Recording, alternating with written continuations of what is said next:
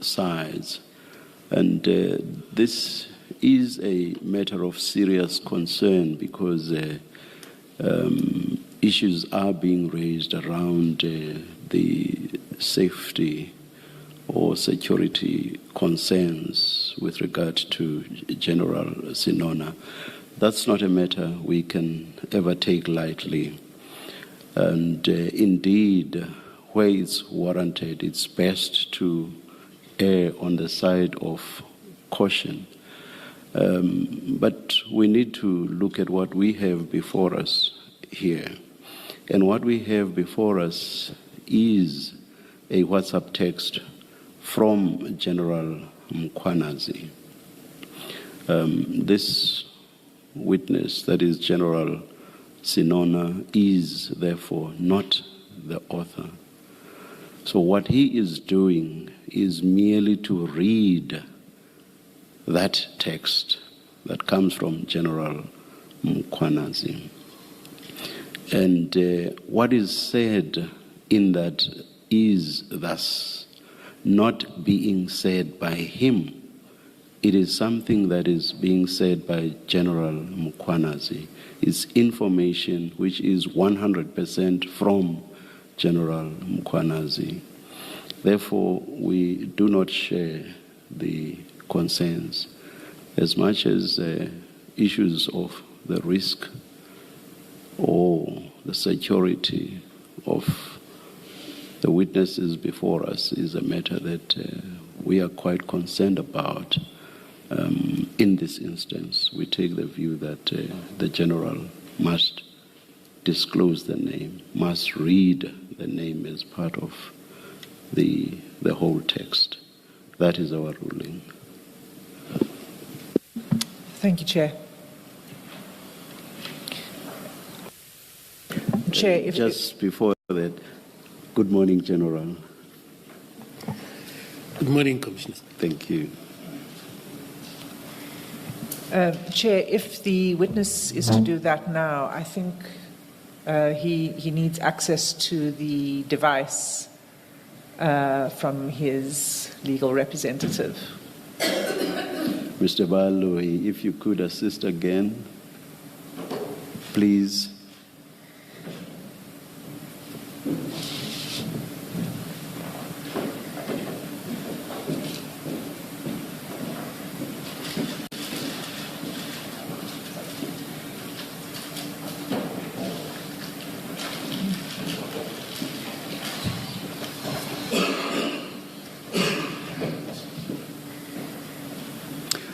Ms. Hassim, you will direct us where exactly you want the witness to read, or do you want him to again read from the beginning to the end?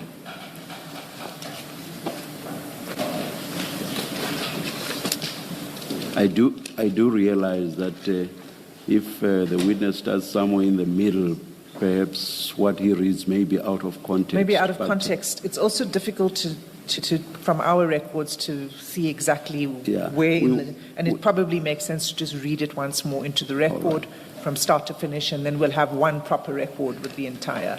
That's in order. That's in order. Thank you. General, good morning. Good morning, Advocate. Could you read the WhatsApp exchange that was sent to you, the message, and can you read it from the beginning to the end? Thank you, Commissioners. Good morning once more. Hi, General, I trust you are well. You made arrangements that I meet this guy, Kate, because he is your friend and brother, and he needed my help to speak to Lieutenant General Kua to place orders on his contract. He volunteered an information about a house address in Sandton, where Sibiya collects money using the state vehicle, and that he paid 2 million towards Sibiya's purchase of his plot. He also told me about Sibiya's townhouse. The fact that he is the one who introduced our meeting to the ad hoc committee and lied under oath, he invited me to make public information, the information that he gave me, which will put his life at risk. I am still going to that committee, and I hope he doesn't mind me exposing him to both Sibiya and Steve Mutsumi. I hope you won't blame me for risking his life because I have to tell the truth about our meeting. If he thinks he can fool the committee, it's okay, but I will not say much, but to simply play a recording of our meeting verbatim because I have the record.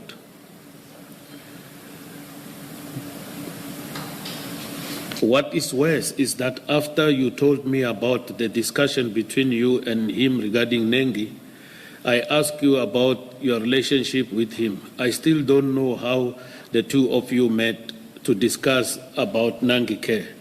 Besides the voice recording, cellular phone triangulation and my vehicle tracker, including access footage, will confirm the date and time of our meeting. And for his own sake, I hope that those timelines are in line with what he said before the committee in relation to his arrest. This is the man who says he met you 7 years ago, which is contradicting what you told me, that you grew up together. I guess this will be caused clear as the investigation continues. Thank you, Commissioners. Thank you, General. Thank you, General.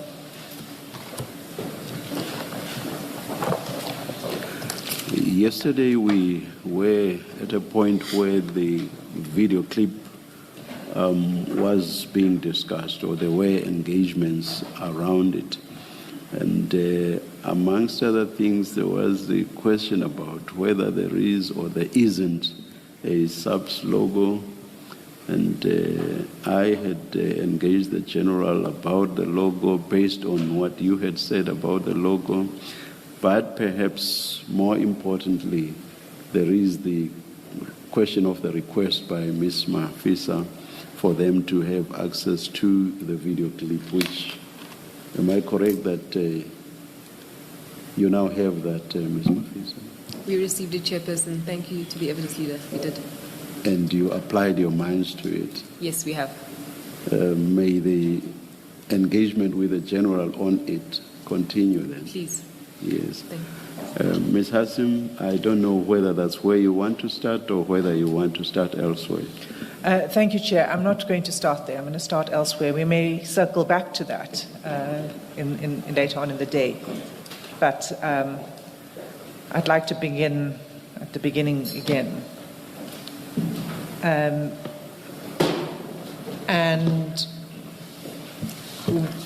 what that beginning is for me is the nature of the relationship between you, Major General, and Mr. Matlala that you were giving evidence about yesterday. So what we heard from you yesterday was that you met around 2018, 2019. You became close. He was like a brother to you, that you met regularly, and that you frequently conversed about current affairs, and that you shared news and media clips with each other in the course of your discussions about things that are in the media and current affairs. Have I summarized that correctly? In some, but I want to correct that, Commissioners. We converse about issues in general and media clips that were garnering our attention, my attention, and the attention of the community that was in the public domain. I just wanted to correct that. We don't sit and discuss each and every media clip, but it will be media clips that are of concern. It's either from his side or from my side, but not necessarily that always we sit and discuss media clips, but we discuss issues that also related to the family, our families as well.